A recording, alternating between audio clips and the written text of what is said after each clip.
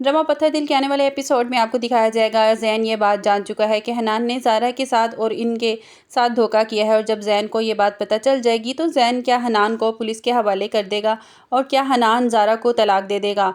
ज़ैन अपने किए पर बहुत शर्मिंदा है। वो मनाहिल से बात करने की कोशिश करता है, जिस पर मनाहिल गुस्से में कहती है कि मुझे तुमसे कोई बात नहीं करनी। जिस पर ज़ैन कहता है, मैं जानता हूँ वलीद और तुम एक दूसरे को पसंद करते हो। इस पर मनाहिल कहती है कि वलीद की शादी होने वाली है। ज़ैन कहता है, तो तुम वलीद से बात क्यों नहीं करती कि वो अपनी माँ को सारी हकीकत सच सच बता दे।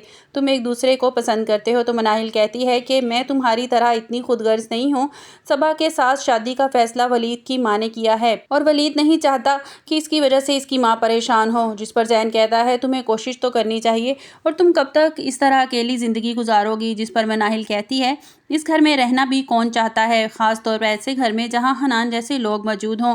तुम्हें पता है उसने कई बार मुझे तंग करने की कोशिश की है, मेरा हाथ पकड़ने की कोशिश की है। मैंने ये बात ज़ारा को भी बताई है, लेकिन वो मेरी बात पर यकीन करने को तैयार नहीं है। जिस पर ज़ैन कहता है कि तुमने मुझे ये बात पहले क्यों नहीं बताई। इस बात का जिक्र अपनी माँ से करता है कि अब ज़ारा से कहें कि इस घर से चली जाए। मनाहिल ज़ैन को बताती है कि ज़ैन एक नंबर का धोखेबाज इंसान है। इसने ज़ारा से सब कुछ हथिया लिया है, इसका जेवर और दुकानें भी वो सेल कर चुका है। मुझे तो ये डर है कि अब कहीं वो ज़ारा को ना छोड़ दे। उसकी माँ और हनान एक नंबर के झूठे इंसान हैं। जिस पर ज़ैन अपनी माँ से बात करता है कि अम्मी जान, हनान ने मुझे अब तक बैंक के डॉक्यूमेंट्स नहीं दिखाए। जिस पर सारा कहती है कि डॉक्यूमेंट्स अब कभी नहीं मिलेंगे, क्योंकि डॉक्यूमेंट्स जिस दोस्त के पास रखे थे वो फ्रॉड करके भाग चुका है और वो झूठा इंसान था जिसने हनान को धोखा दिया है। जिस पर ज़ैन कहता है कि धोखेबाज वो नहीं बल्कि धोखेबाज हनान है, इसने धोखे से सब कुछ तुमसे हथिया लिया है।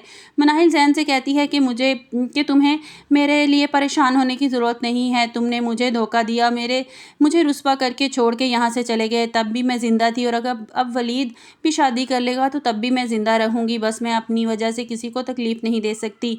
मैं नहीं चाहती कि मेरी वजह से वलीद की माँ को या किसी और को परेशानी हो। ज़ैन मनाहिल को समझाने की कोशिश करता है, मनाहिल समझने की कोशिश करो, वलीद जैसा लड़का तुम्हें ज़िंदगी में दोबारा नहीं मिलेगा।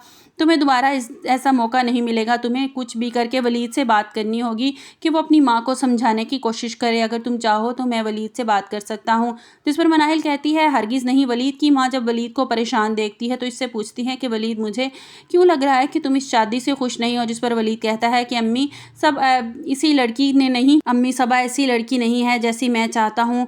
मैं अच्छी तरह जानता हूँ कि आपकी तबीयत ख़राब है, लेकिन शादी के बाद इतनी प्लानिंग उसने कर रखी है। वो चाहती है कि मैं सारा वक्त सिर्फ और सिर्फ उसको दूँ, लेकिन मैं ऐसा नहीं करूँगा। तो वलीद की माँ कहती है कि तुम अपने दिल की बात मुझे क्यों नहीं बता देते हो कि तुम किसी और को पसंद करते हो, तुम्हारी ज़िंदगी में कोई और है। जिस पर वलीद खामोश हो जाता है। जिस पर वलीद की माँ कहती है कि इस खामोशी का मैं क्या मतलब समझूँ।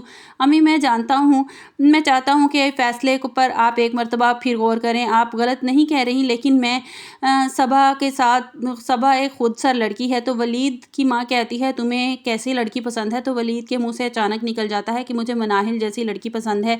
जिस पर वलीद की माँ कहती है कि तुम मनाहिल को पसंद करते हो तो तुम मुझे पहले क्यों नहीं बताया।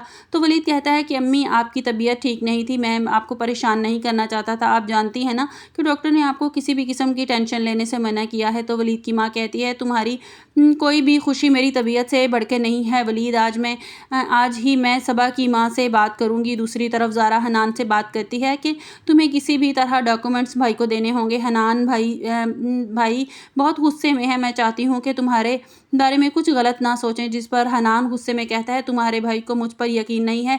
ज़ारा बताती है कि आज भी भाई मुझसे पूछ रहे तो मैंने सारी हकीकत उनको बता दी है कि तुम्हारे दोस्त ने सब कुछ लेकर फ्रॉड निकला है, वो सब कुछ लेकर भाग चुका है। मैं अब तुम्हारा कोई कसूर नहीं है। तो वो यही बातें कर रहे होते हैं कि ज़ैन कमरे में आ जाता है और कहता है, कसूर इसके दोस्त का नहीं बल्कि इसका है। ये एक नंबर का झूठा इंसान है। ये तुम्हें बेवकूफ़ पे बेवकूफ़ बनाया जा रहा है ज़ारा, और तुम बनती चली जा रही हो। ये सब कुछ इसने किया है, दुकानें इसने बेच दी हैं और पैसे खा चुका है। जिस पर हनान गुस्से में कहता है कि मुझ पर इल्ज़ाम लगाने से पहले ये सोच लो कि तुम्हारा और मेरा कितना नाजुक रिश्ता है। अगर मुझे गुस्सा आ गया ना, तो ज़ैन कहता है, तो क्या कर लोगे गुस्से में। तो हनान कहता है, मैं ज़ारा को तलाक दे दूंगा। जिस पर ज़ारा बोलकर کر کہتی ہے حنان تم یہ کیا بول رہے ہو؟ وہ کہتا ہے اگر تمہارے بھائی کا رویہ میرے ساتھ یہی رہا نا تو میں تمہیں طلاق دے دوں گا۔